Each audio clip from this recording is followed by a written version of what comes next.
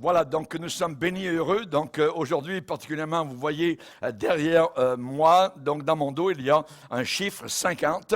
Donc c'est 50 ans, un demi-siècle que je suis en amour avec une belle jeune fille, belle jeune dame, belle femme, alors voilà, qui s'appelle André. Voilà, donc je ne veux pas la faire rougir, amen. Mais cependant, c'est notre 50e anniversaire de mariage, donc le 2 août, particulièrement 75, hein, et donc on s'est avancé dans l'allée, évidemment, donc de la petite église de Lac-Mégantic, donc dans les Appalaches, proche de la frontière américaine, pour donc se marier. Et nous avions un slogan, « Moi et ma maison, nous servirons l'Éternel ». Et au travers de 50 ans, eh bien, ça s'est accompli.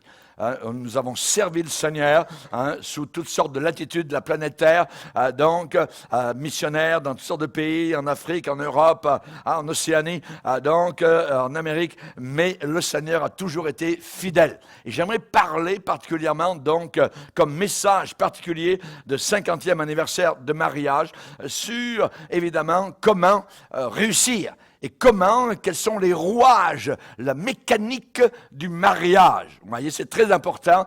Et je ne prendrai pas un livre de psychologue ou de psychiatre, mais la Bible. Pourquoi? Parce que le premier qui a inventé le mariage, c'est Dieu. Donc, il faut aller dans le livre de Dieu. Amen. Si votre machine à laver ne fonctionne pas, vous allez voir le manuel du fabricant. Amen. Et quand un mariage ne fonctionne pas, il faut aller voir le manuel du fabricant qui s'appelle la Bible. Amen. Amen. Gloire à Dieu. Éphésiens chapitre 5. Éphésiens chapitre 5. Nous allons lire à partir du verset 22. 5, 22. Éphésiens 5, 22. Femmes, soyez soumises à vos maris, comme au Seigneur. Car, parce que, il y a une raison, le mari est le chef de la femme, comme Christ est le chef de l'Église, qui est son corps, et dont il est le sauveur.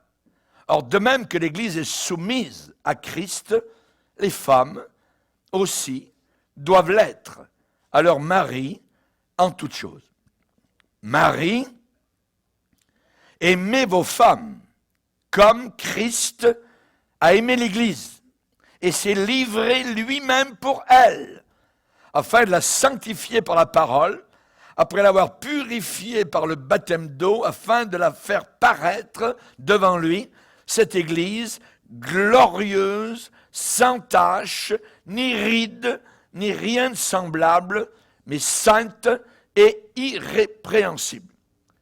C'est ainsi, c'est comme cela, c'est de cette manière que les maris doivent aimer leur femme comme leur propre corps. Celui qui aime sa femme s'aime lui-même, car jamais personne n'a haï sa propre chair, mais il la nourrit, notez bien le verbe, il la nourrit et en prend soin. Notez le verbe prendre soin. Comme Christ le fait pour l'Église, parce que nous sommes membres de son corps. C'est pourquoi l'homme quittera son père et sa mère et s'attachera à sa femme, et les deux deviendront une seule chair. Ce mystère est grand. Je dis cela par rapport à Christ et à l'Église, du reste que chacun de vous aime sa femme comme lui-même, et que la femme respecte son mari. Amen. Seigneur, nous te bénissons, nous te glorifions pour ta parole puissante. Aide-nous, Seigneur, à être conformes à ce que tu nous demandes. Veuille bénir les couples, Seigneur, de notre Église particulièrement, et ceux qui nous écoutent, et nous te demandons de les fortifier et de bénir aussi ceux qui envisagent le mariage. Nous te le demandons puissamment dans le nom de Jésus. Amen. On peut s'asseoir, frères et sœurs. Quelqu'un s'est avancé vers moi ce matin et m'a dit, « Pasteur, vous savez, pour qu'un mariage marche, il faut tomber en amour régulièrement. » J'ai dit, c'est beau, c'est vrai. Amen. Il faut tomber en amour et retomber en amour et retomber en amour. Éphésiens chapitre 5. C'est un chapitre qui est rempli de musique. On parle de l'harmonie du mariage. L'harmonie du mariage. Et pour que ce soit une musique que l'on aime, il faut une mélodie. Et non pas une mélodie discordante, désorganisée, déconnectée, dissonante. Absolument pas. Il faut que nous chantions dans le foyer le même chant. Le même chant. Il peut y avoir harmonie, mais nous chantons différentes partitions. Il peut y avoir du rythme parce que nous le chantons ensemble. C'est une illustration de ce qu'un mariage devrait être: agréable, beau, cohérent, équilibré, harmonique, bien accordé. Dieu a fait l'homme et la femme différents pour en faire une seule unité, pour que nous chantions le même chant. Ils deviendront une seule chair, une unité, hommes et femmes. Mais pour que nous puissions chanter le même chant, il faut que l'homme chante sa partition et prenne le devant, et il faut que la femme chante l'autre partition et s'harmonise avec son mari. C'est simple, c'est le plan de Dieu. La Bible dit: ne vous éloignez pas de la simplicité de Christ. C'est simple. C'est pas 1, 2, 3, 4, 5, 6, 7. Non, c'est très simple. Il faut savoir et se rappeler qu'il y a de grandes différences entre un homme et une femme. Les hommes ne sont pas pareils que les femmes, au point de vue physiologique, au point de vue mental et au point de vue émotionnel. L'homme est différent de la femme est différente de l'homme. Dieu a fait l'humanité homme et femme, sans transgenre. L'homme est plus fort physiquement. La femme est plus tendre. Elle est plus fragile dans sa nature. L'homme, c'est celui qui pourvoit au foyer. La femme est l'aide de l'homme. L'homme est le protecteur. La femme, elle nourrit les enfants, elle instruit les enfants, elle éduque les enfants, elle donne la vie, pas l'homme. La Bible dit: ne rejette pas l'enseignement de ta mère. L'homme doit prendre la direction. La femme donne la beauté au foyer, l'amélioration au foyer, le rehausse. Quand un homme fait face à un problème, comment est-ce que l'homme agit ou réagit? Généralement, l'homme il fait face, tête première, généralement. Une femme, face à un problème, son approche est différente.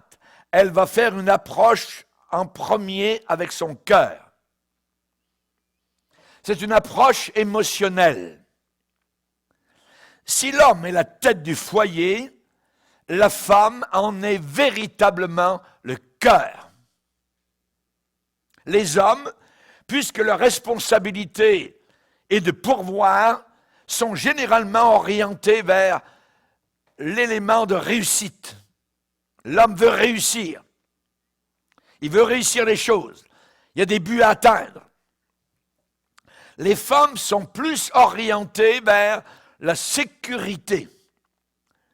Et les femmes voient généralement les obstacles entre le but à atteindre et là où en est le couple. Les femmes sont plus orientés à regarder aux détails. Les hommes sont caractérisés généralement d'insensibles, cœur dur, trop dur, brique à ciment pour les émotions. Les femmes sont plus sensibles et elles sont parfois blâmées d'être justement cela, d'être trop sensibles.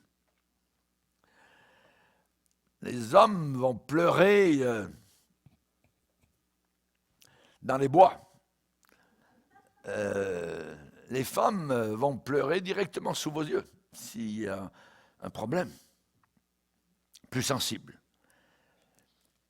Les hommes, puisqu'ils sont les protecteurs et les défenseurs, ont tendance à être plus défensifs, protégés. Les femmes, généralement, font plus confiance que les hommes. Mais Dieu nous a fait différents l'un de l'autre pour que nous puissions former une unité. La Bible dit, c'est l'apôtre Pierre qui dit, puisqu'il était marié lui aussi, Pierre va dire, l'apôtre, Marie, montrez à votre tour de la sagesse dans vos rapports avec vos femmes. Honorez-les. Donc, c'est ensemble, les deux. C'est ensemble que nous héritons la bénédiction. Monsieur, je m'adresse à vous, je ne crois pas que vous puissiez hériter la bénédiction du mariage sans votre épouse. Et madame, vous ne pouvez pas être bénie sans votre mari. Voyez comment l'apôtre Paul a envisagé la Genèse. Et il l'a amené dans le Nouveau Testament. Nous avons aujourd'hui une génération d'enfants tout mélangés, qui ne savent pas s'ils sont élevés par un homme efféminé ou par une femme masculine. Aujourd'hui, avec le mouvement féministe, il y a effacement de distinction de sexe. Aujourd'hui, l'expression c'est unisexe. Non, pas avec Dieu. Avec Dieu, il y a l'homme qui doit être masculin et la femme doit être féminine. C'est la volonté de Dieu. Les féministes radicales démontrent d'une certaine manière l'échec des hommes aujourd'hui à être masculins. Souvent, les hommes d'aujourd'hui sont efféminés. Nous avons une génération d'hommes en miniature.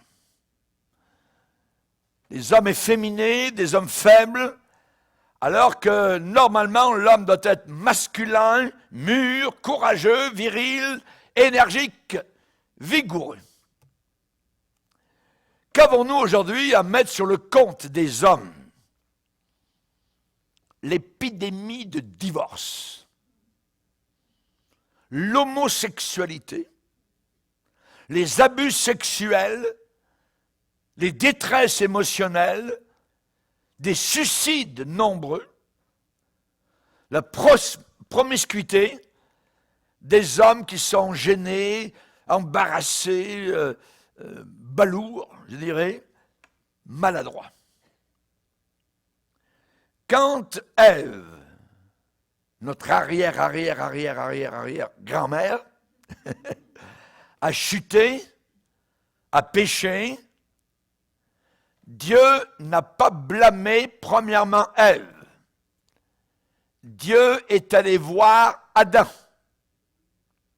Il est dit dans Genèse 3, après la chute, l'Éternel Dieu appela l'homme. Ça ne dit pas qu'il appela Ève. En premier, il appelait l'homme. Où es-tu?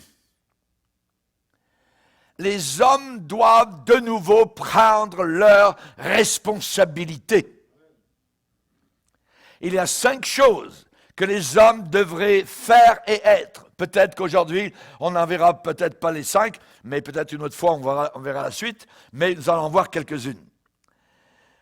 Souvent, quand on lit Éphésiens chapitre 5, ou quand un prédicateur va prêcher sur Éphésiens 5, les femmes font la grimace. Certaines serrent les dents, se crispent. Ah, il va prêcher sur la soumission une fois de plus.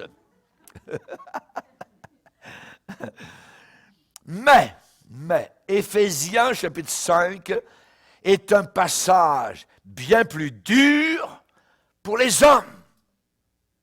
Pour les hommes, pour nous les hommes.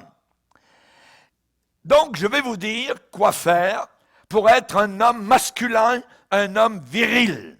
Et non pas être un rikiki, être un homme miniature, un nain minuscule, je dirais un modèle réduit de ce que vous devriez être et de ce que Dieu veut que vous soyez. Je vais vous dire quoi faire.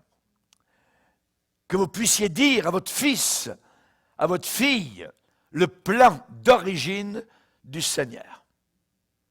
Tout d'abord, premièrement, l'homme doit assumer la responsabilité. L'homme est responsable de son foyer. Femmes, soyez soumises à vos maris comme au Seigneur, car le mari est le chef de la femme, comme Jésus-Christ est chef de l'Église, qui est son corps et dont il est le sauveur. Est-ce une chaîne de commandement dans le foyer? Oui, peut-être d'une certaine manière, mais c'est plutôt une chaîne de responsabilité. Être le chef, être la tête, ça veut dire que vous les hommes, vous êtes responsables. Ça ne signifie pas que vous existez juste pour avoir vos besoins solutionnés. Non, non, non. Ça signifie que vous existez pour solutionner vous-même les besoins des autres. Les maris ne peuvent pas s'échapper à cette responsabilité. Paul va dire dans 1 Corinthiens 11, 3, « Je veux que vous sachiez, écoutez bien ça parce que je vous explique quelque chose que peut-être vous n'avez jamais entendu de cette façon-là. Paul dit, je veux que vous sachiez que Jésus-Christ est le chef de tout homme. Notez le mot chef. Jésus-Christ, le chef de tout homme. L'homme est chef de la femme. Et Dieu est chef de qui? De Christ.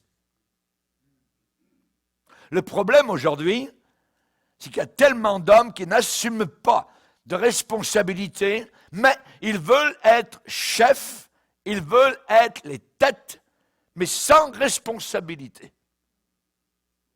Non, non, non, non. Ça ne marche pas comme cela. Quand la Bible dit que votre femme doit vous être soumise, ça veut dire qu'elle doit s'attendre à vous, les maris. Elle doit regarder vers vous. Quand la Bible dit que votre femme doit vous être soumise, ça ne signifie pas du tout qu'elle doit être votre servante.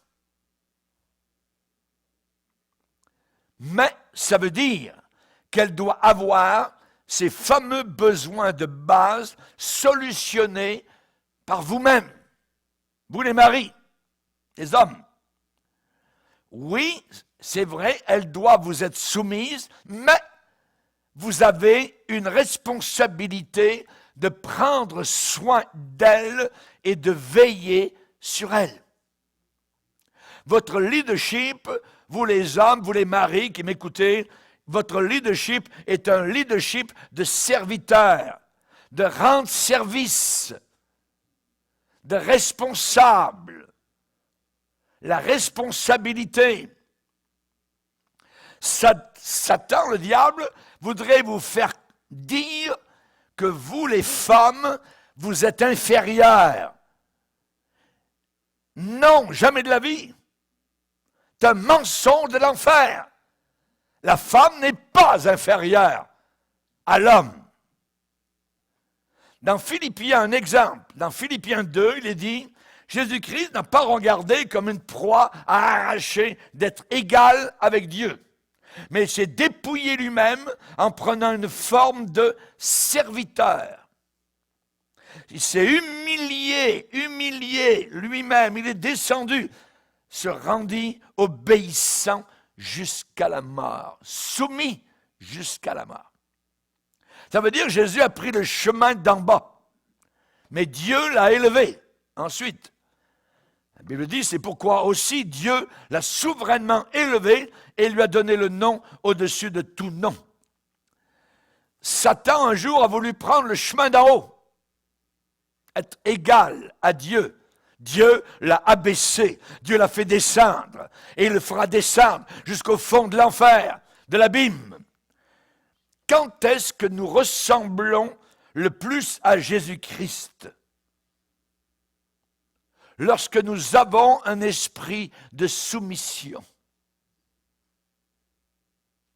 Quand est-ce que nous ressemblons le plus au diable? Quand nous avons un esprit de rébellion. Quand nous sommes insoumis. La soumission n'est pas du tout de l'infériorité. Je vous rappelle le verset que je vous ai lu. Paul dit, je veux que vous sachiez que Jésus-Christ est chef de tout homme, que l'homme est chef de la femme, et que Dieu est chef de Christ. Mais pasteur, qu'est-ce que vous êtes en train de me dire? Si Dieu le Père est chef de Jésus-Christ, son Fils, est-ce que cela ne veut pas dire que le Fils est inférieur au Père? Non, pas du tout. Le Père, le Fils et le Saint-Esprit sont égaux. Égaux, co-égaux, co-éternels. Dire qu'il y a une infériorité quelque part dans la Trinité, c'est un pur blasphème. C'est une distorsion totale de la doctrine chrétienne de base. Mais cependant, malgré tout et éternellement, Jésus-Christ est en soumission au Père, éternellement, sans en être inférieur. Il est soumis au Père. La femme n'est pas du tout inférieure à l'homme quand elle est soumise. Pas du tout. Loin de là. La soumission chrétienne, c'est simplement cela. C'est une personne qui est égale, qui se place volontairement sous quelqu'un d'autre d'égal pour que Jésus soit glorifié. Ça change tout le mariage. L'homme et la femme ne sont pas seulement des partenaires, c'est une équipe. Le mari n'est pas supérieur à l'épouse, c'est un travail d'équipe. Ça ne veut pas dire que le mari est plus compétent que sa femme. Mon épouse de 50 ans est souvent bien plus compétente que moi et dans beaucoup de domaines. Mais je dois simplement l'admettre, l'avouer, le reconnaître. Mais elle n'est pas inférieure, pas du tout. Ainsi, je peux faire des choses qu'elle ne peut pas faire. Et dans certains domaines, elle est bien plus compétente que moi. Et elle prend soin des détails de notre maison depuis 50 ans. Je le ferai à Raymond Bourgier une aide. Maintenant, je connais son nom. Je commence à le connaître. Vous les hommes qui m'écoutez, apprenez ceci. Apprenez ceci. Quand on parle d'assumer la responsabilité, oui, mais le mari peut déléguer l'autorité, mais il ne peut pas déléguer sa responsabilité. Il peut déléguer son autorité. Votre femme peut peut-être s'occuper des finances, dans le foyer. Rentrer l'argent, payer les factures. Pourquoi? Parce que vous, les maris, vous lui avez délégué cette autorité. Cette autorité. Ça veut dire, elle a l'autorité de faire cela. Mais elle n'en supporte pas la responsabilité. La responsabilité des finances revient au mari. Donc, il n'y a aucune façon pour nous les hommes d'échapper à la responsabilité.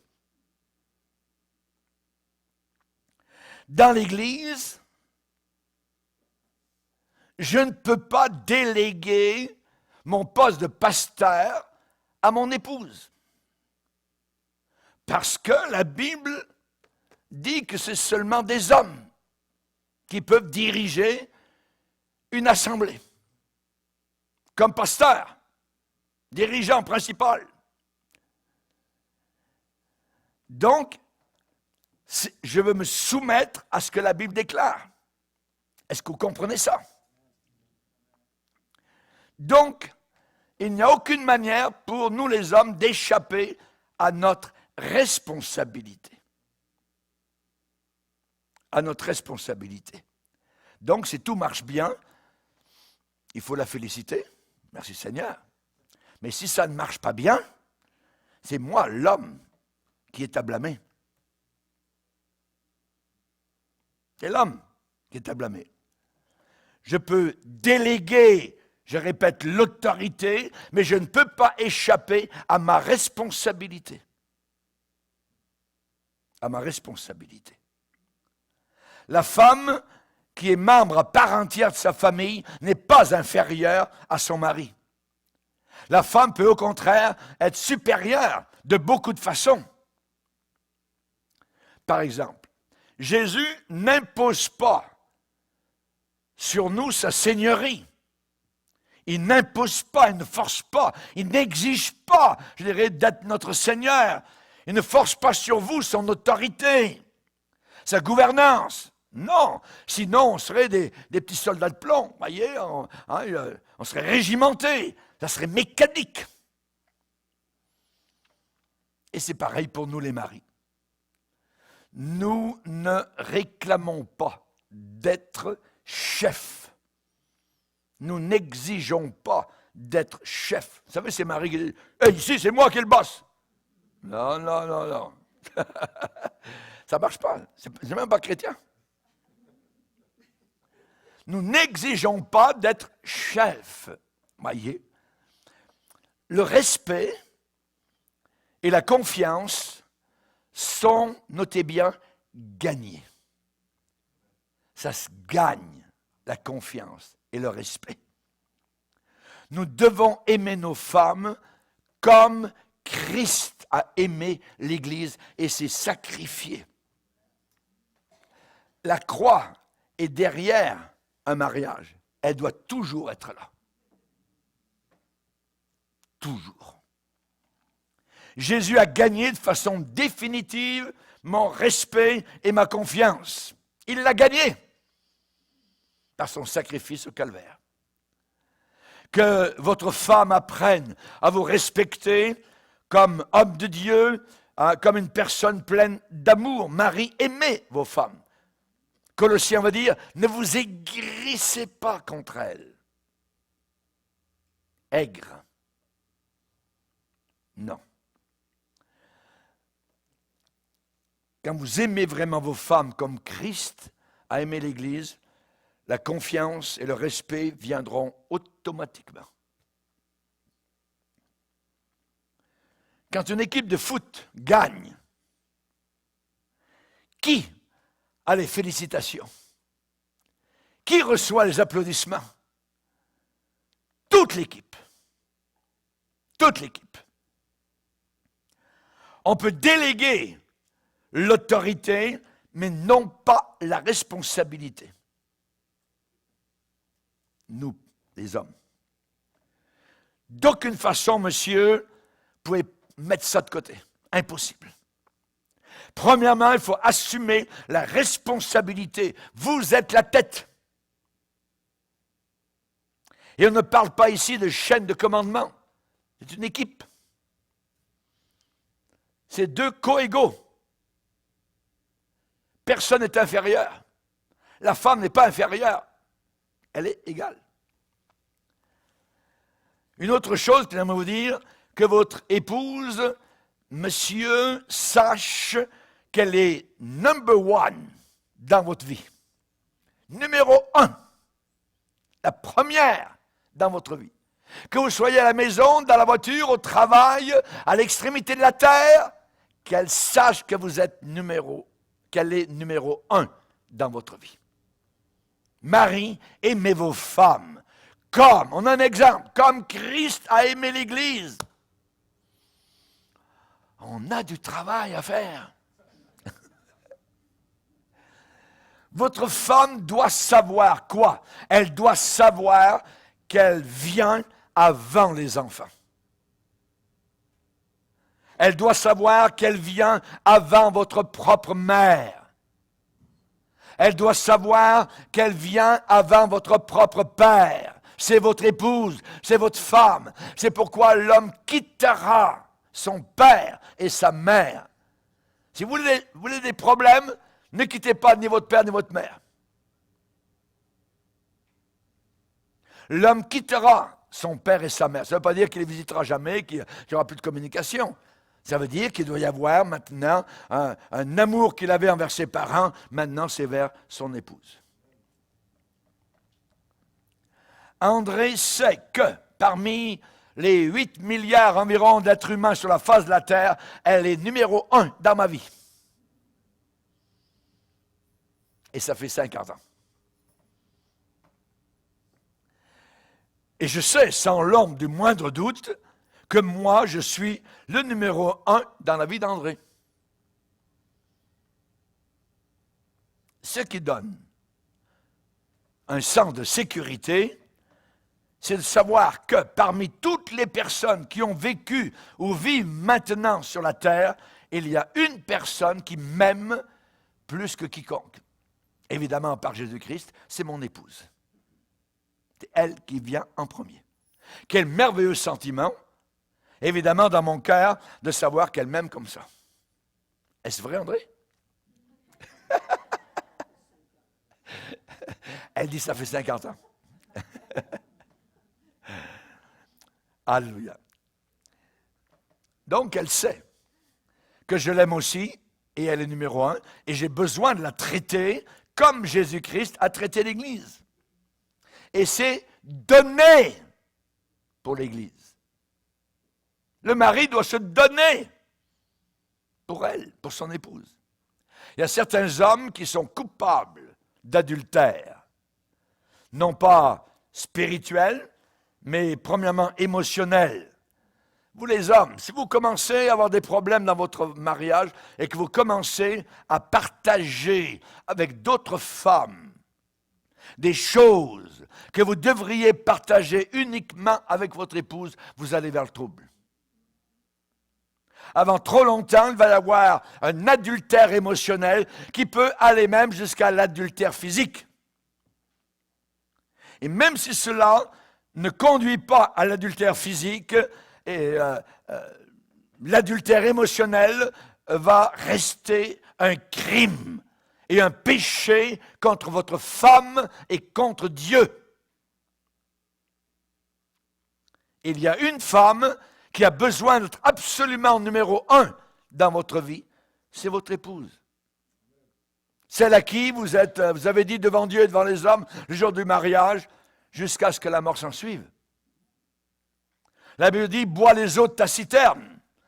Ça veut dire, reste avec ton épouse. Tes sources doivent-elles se répandre au dehors? Tes ruisseaux doivent-ils couler sur les places publiques avec les prostituées, les femmes de mauvaise vie? Il est dit que ta source, ta femme, soit bénie et faites ta joie de la femme de ta jeunesse, même si tu es vieux. Fais ta joie de la femme de ta jeunesse. Biche des amours, gazelle pleine de grâce, Sois en tout temps enivré de ses charmes, sans cesser pris de son amour. Et pourquoi, mon fils, serais-tu épris d'une étrangère et embrasserais-tu le sein d'une inconnue? Donc la Bible est très claire, elle part direct. Et la Bible dit, celui qui trouve une femme trouve le bonheur. Je me rappelle du jour où dans la petite église où j'étais pasteur, je me suis agenouillé devant l'autel en avant. Il n'y avait personne dans l'église. Et j'ai demandé au Seigneur, Seigneur, choisis pour moi celle que tu veux. Je me rappelle toujours ce temps de prière. Il n'y avait personne, mais Dieu était là. Et tout le ciel m'entendait. Et Dieu a répondu. Alléluia. Celui qui trouve une femme trouve le bonheur. C'est une grâce qu'il obtient de Dieu. On peut hériter de ses pères d'une maison. On peut hériter de ses parents de richesse. Mais, une femme, non pas n'importe quelle, intelligente, de l'intelligence de Dieu, de la pureté de Dieu, de la piété de Dieu. Une femme intelligente est un cadeau de Dieu. Un cadeau de Dieu. André, je ne te mérite pas. Je ne mérite pas de t'avoir, parce que tu es mon cadeau. Mais quand j'ai reçu le cadeau, j'ai dit, merci Seigneur. Ecclésiaste va dire, jouis de la vie avec la femme que tu aimes. Maintenant, troisième élément, protège ta femme du traumatisme émotionnel. C'est ainsi que les maris doivent aimer leur femme, comme Christ a aimé l'Église. Il est dit, comme il a aimé l'Église, il veut la rendre glorieuse, sans tache ni ride, ni rien de semblable. Ça veut dire qu'il faut la protéger de tout dommage émotionnel, de dégâts, de tort, de détérioration, d'outrage, de ravage, d'endommagement. La gifler, par exemple, c'est abominable. Lui lancer des choses au visage, c'est abominable. Protège ta femme du traumatisme émotionnel. Monsieur, c'est ta job, c'est ton travail, c'est ta responsabilité. Comment le Seigneur veut que son Église soit sans tache? Ça veut dire sans poubelle, sans détritus, sans déchets, sans ordures, sans rebut. Ça veut dire qu'il ne faut pas jeter sur elle des poubelles. C'est votre travail, monsieur. Quand vous arrivez le soir du travail à la maison et que vous commencez à décharger sur votre épouse et dire des choses mauvaises qu'elle ne peut pas supporter, vous la troublez. Oui, elle veut que vous partagiez, c'est certain, avec elle, ce qui peut être lourd sur votre cœur. Elle veut peut-être même pleurer avec vous, vous consoler, prendre soin de vous. Mais attention, ce que vous déversez sur elle, ce que vous déchargez sur elle. Qu'est-ce qu'Adam a fait? C'est décharger sur Ève. Seigneur, c'est pas moi, c'est ma femme, c'est elle. Tous les problèmes, c'est elle. Ah oui?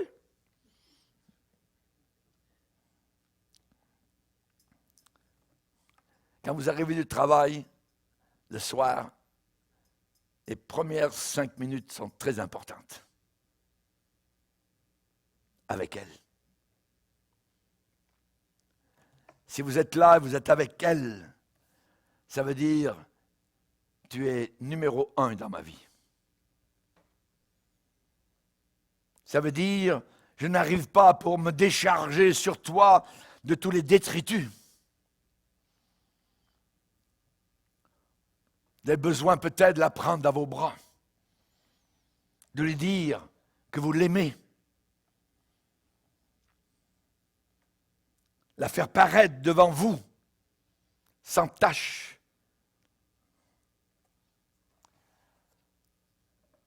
Et sans ride. Sans ride. Sans ride.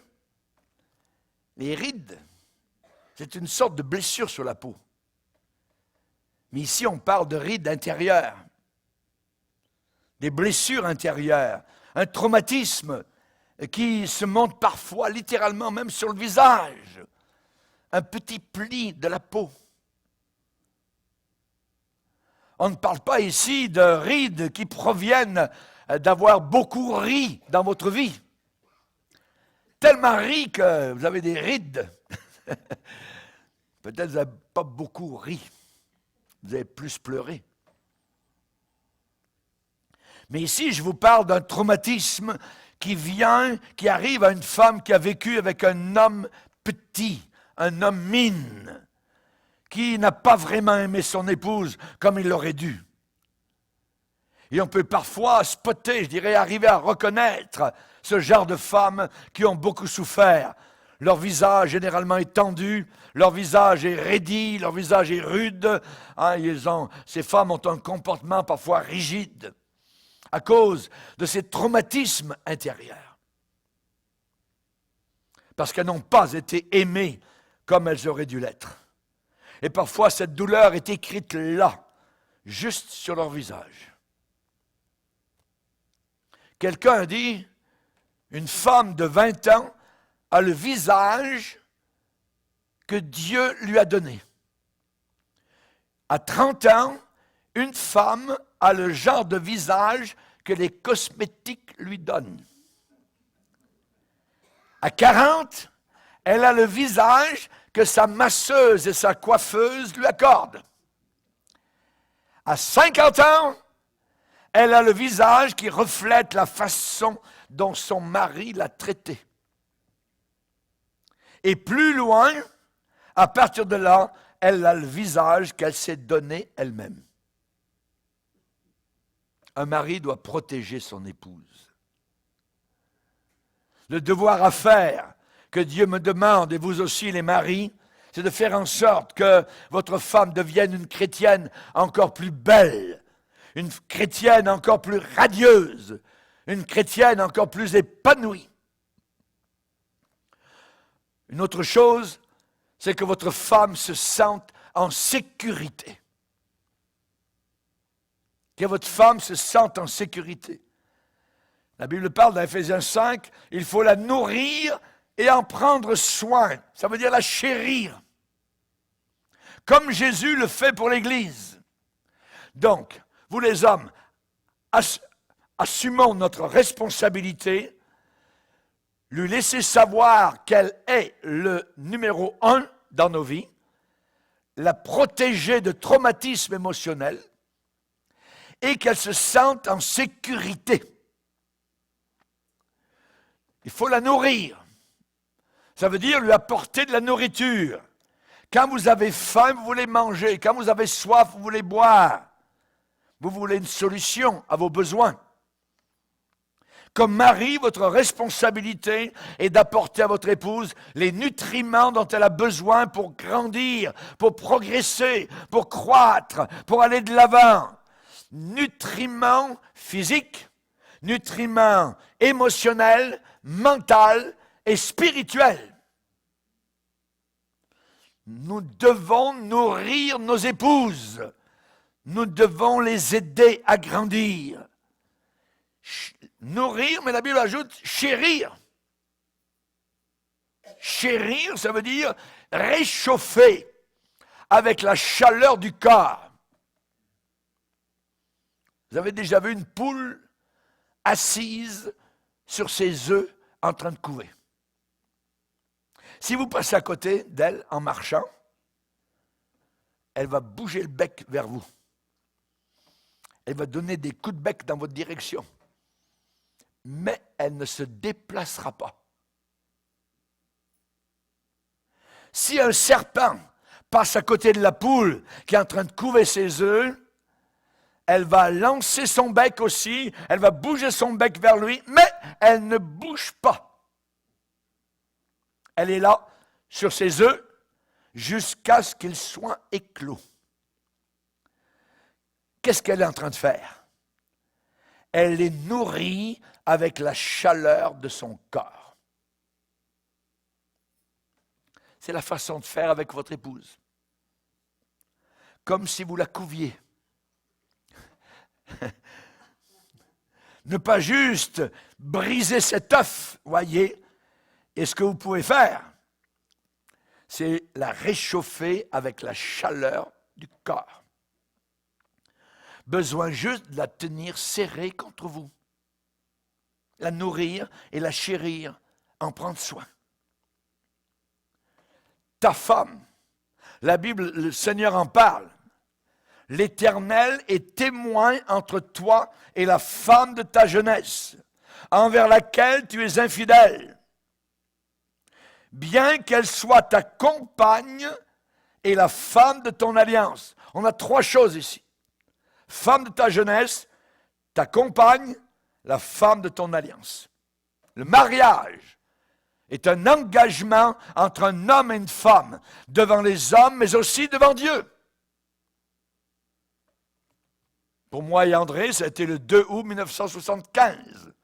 Moi et ma maison, nous servirons l'Éternel. C'est une alliance. Mais ici, on parle de la femme de la jeunesse à laquelle certains sont infidèles. Certains ont agi perfidement, bien qu'elle soit ta compagne et la femme de ton alliance.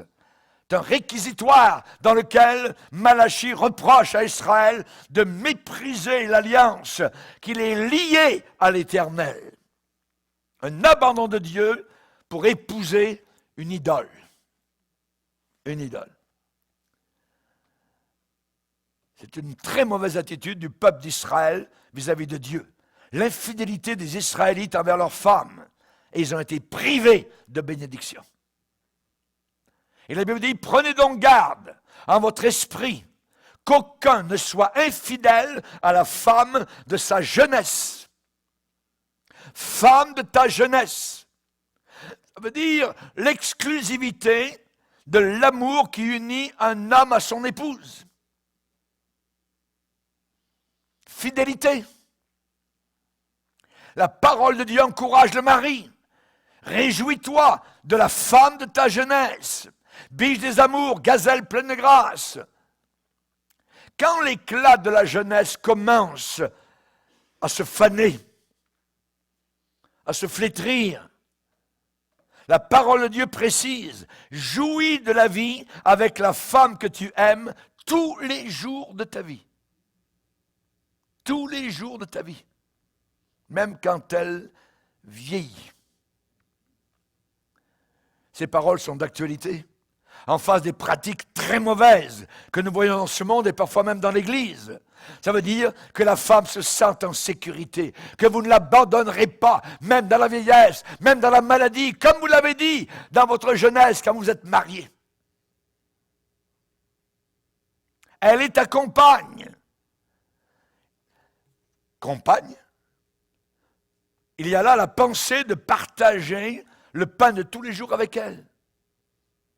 D'être avec elle dans la cuisine, de partager les joies, de partager les soucis, de partager les travaux, les peines, les douleurs. Attention aux soucis, attention à ces choses qui causent des disputes et des déchirements. Ou bien les soucis peuvent être une occasion de prier ensemble. On apprécie à ce moment-là, ensemble, les délivrances que Dieu nous apporte, qu'elle se sente en sécurité. Vous ne l'abandonnerez pas. Vous ne la lâcherez pas. La femme de ton alliance, qu'est-ce que ça veut dire? La femme de ton mariage. C'est un engagement public, non pas privé. Il y a des gens aujourd'hui qui disent « Ah ouais, je me suis marié dans ma chambre, dans mon lit. » Ah, il n'y a pas de mariage là, l'impudicité. Le mariage est public devant les hommes et devant Dieu. C'est solennel.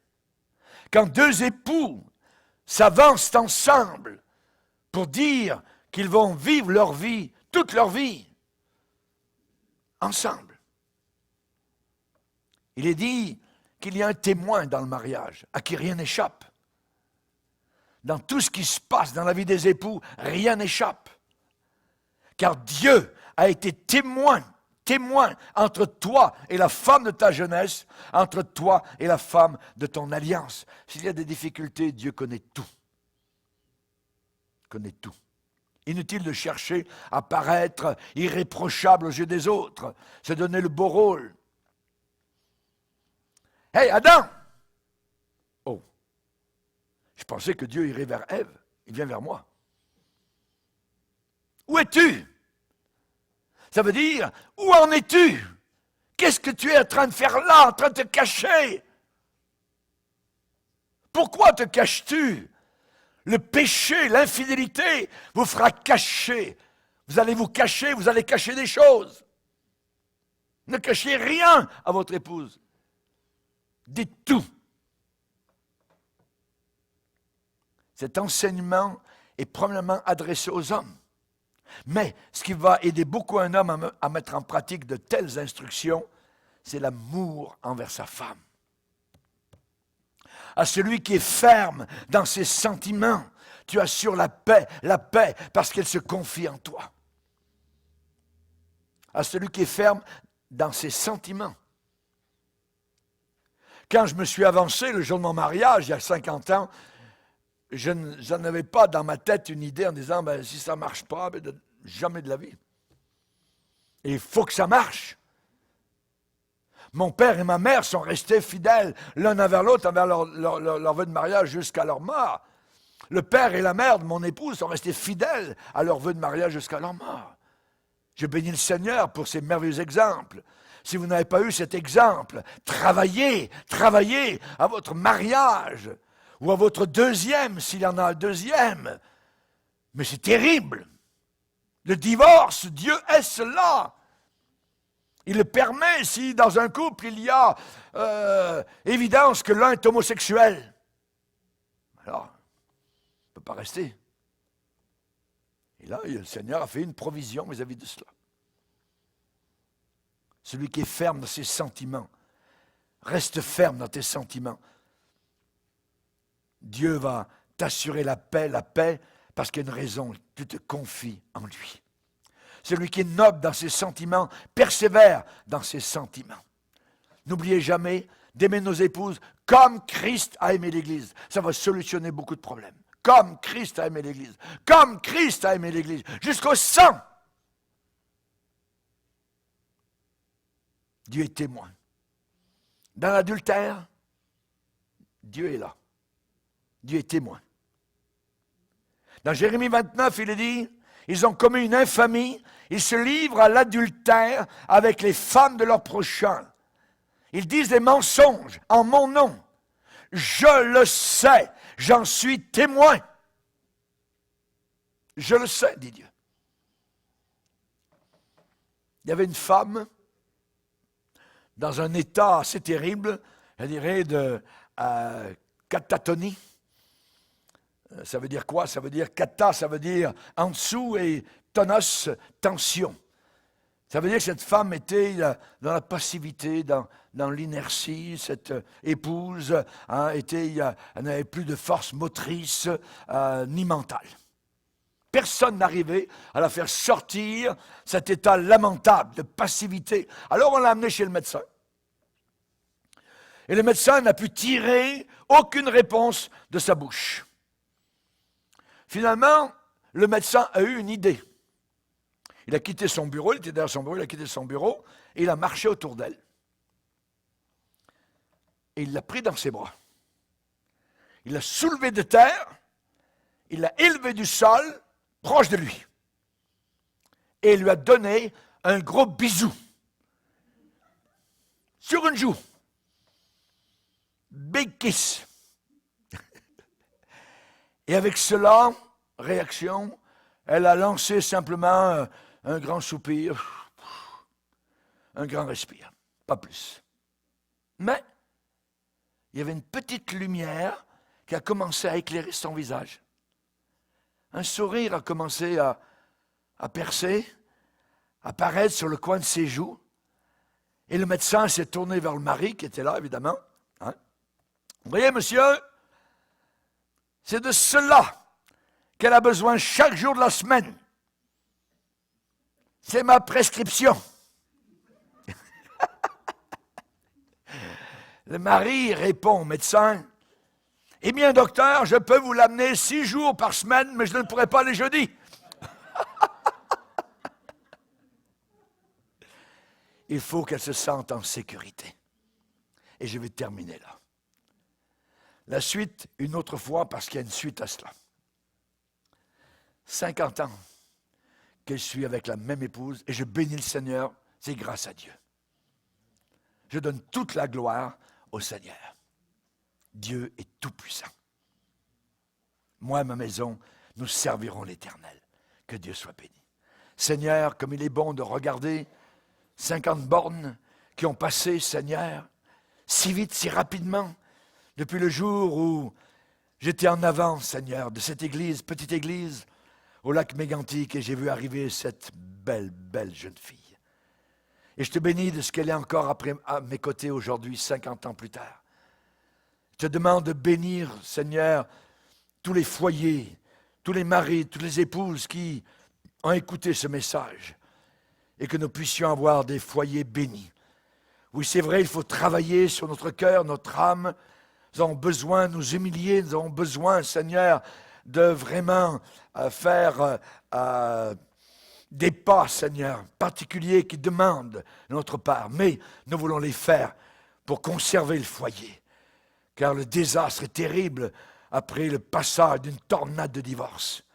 Seigneur, c'est terrible. Et je te demande de bénir, Seigneur, tous les mariages qui nous écoutent, les foyers qui nous écoutent, les foyers de notre assemblée, Seigneur, ceux qui sont encore avec leur épouse du début, ceux qui, parfois, au travers des circonstances de la vie que nous ne connaissons pas, ont dû divorcer, se remarier. Continue à les bénir, Seigneur. Continue à fournir, Seigneur, l'apport nécessaire. Nous voulons, comme Marie, Seigneur, bien nous occuper de nos épouses et les aimer, comme Christ aime l'Église. Dans le nom puissant de Jésus, Amen. Et tout le peuple dit, Amen. Gloire à Dieu. Levons-nous ensemble devant le Seigneur. Amen.